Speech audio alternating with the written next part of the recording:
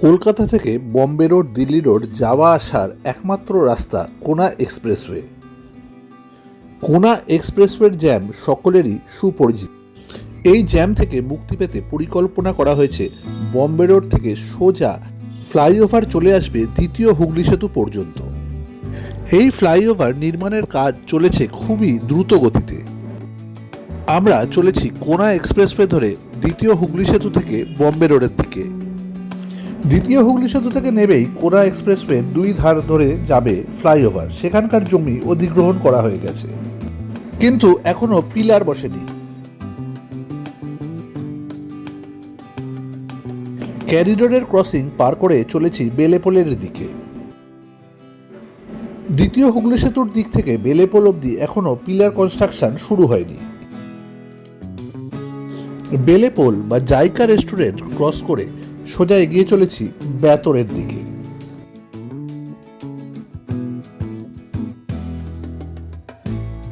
বেতরের crossing পার করেই দুই রাস্তার মাঝ বরাবর পিলার দাঁড় করানো হয়েছে। এই মাঝের পিলারের ওপরই দুদিকের ক্রসবিমের ওপর দিয়ে যাবে আপ এবং ডাউন রাস্তা।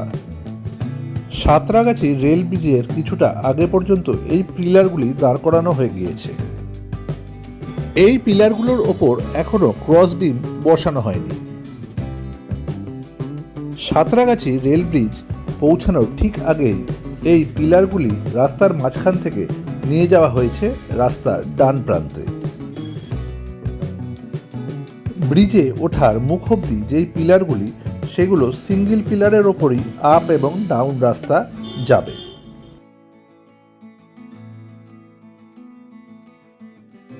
সাঁতরাগাছি ব্রিজে কিছুটা ওঠার পরই আপ এবং ডাউন রাস্তার জন্য সেপারেট পিলার খাড়া করা হয়েছে। নতুন আপ এবং ডাউন ফ্লাইওভার দুটোই যাবে পুরনো সাঁতরাগাছি ফ্লাইওভারের ডান প্রান্ত দিয়ে। এই পিলারগুলির কনস্ট্রাকশন অনেকটাই এগিয়ে গিয়েছে। এদের ওপর ক্রস আর্মও বসানো হয়ে গিয়েছে। সাঁতরাগাছি পুরনো ফ্লাইওভারের মাঝামাঝি যেখান দিয়ে রেল লাইন ক্রস করছে, তার পাশের পিলারের কনস্ট্রাকশন সবে শুরু হয়েছে।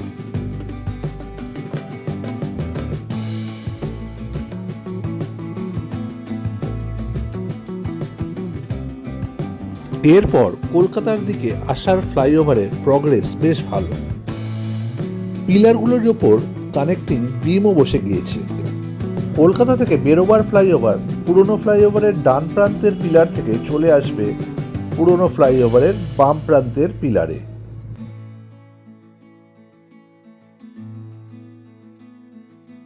একটি পিলার বাদ দিলে বাম প্রান্তের পিলারগুলি ক্রস আর্ম সমেত খাড়া হয়ে গিয়েছে।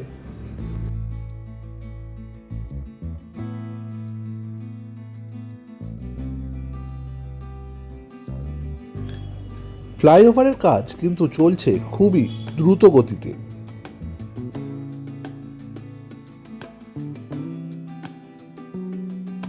সাঁতরাগাছি ফ্লাইওভার থেকে একেবারে নামার মুহূর্তে দুদিকের পিলারের উপর বসানো হয়েছে একটা কমন ক্রস বিম। পরপর বসে গেছে এরকম 3 সেট পিলার ও ক্রস আর্ম।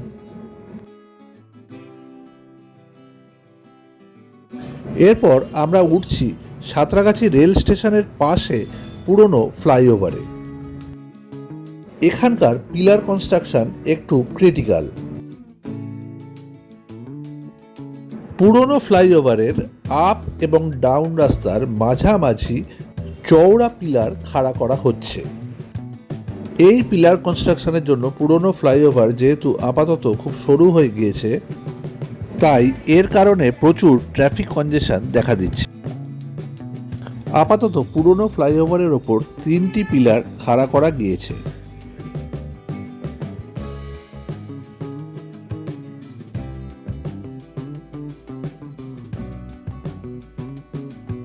সাঁতরাগাছি স্টেশনের পাশের ফ্লাইওভার থেকে নেমে কিছুটা এগোতেই আবার রাস্তার মাঝ বরাবর চওড়া পিলার কনস্ট্রাকশন শুরু হয়েছে।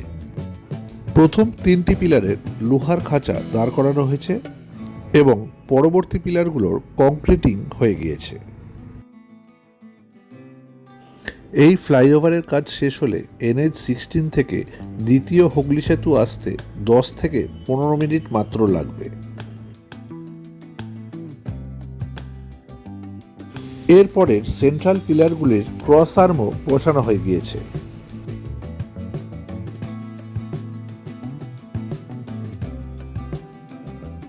সাঁতরাগাছি বাস স্ট্যান্ডের পাশাপাশি সেন্ট্রাল পিলারগুলোর ওপর ক্রস আর্ম এখনো বসেনি।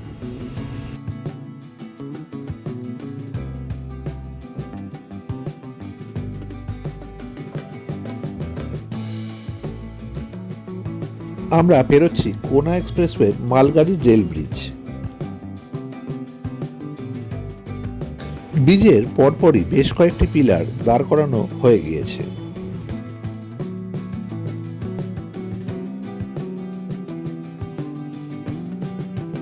আমরা যাচ্ছি গড়পা রেল ব্রিজের তলা দিয়ে। গড়পা রেল ব্রিজ পেরিয়ে আবার একটা ফ্লাইওভার, এর বাঁ পাশে পিলার খাড়া করা হয়েছে।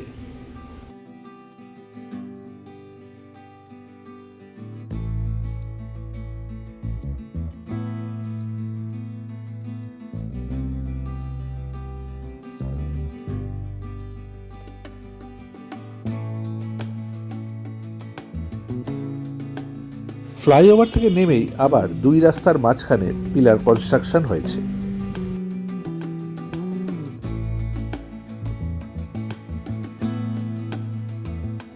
এরপর বেশ কিছুটা রাস্তা এখনো কোনো পিলার কনস্ট্রাকশন ওয়ার্ক শুরু হয়নি।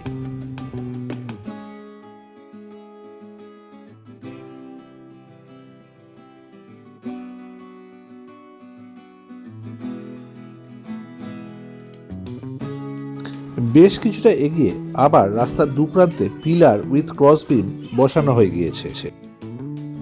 কলকাতার দিকে আসার ফ্লাইওভারের পিলারগুলির ওপর কানেক্টিং বিমও বসানো হয়ে গিয়েছে।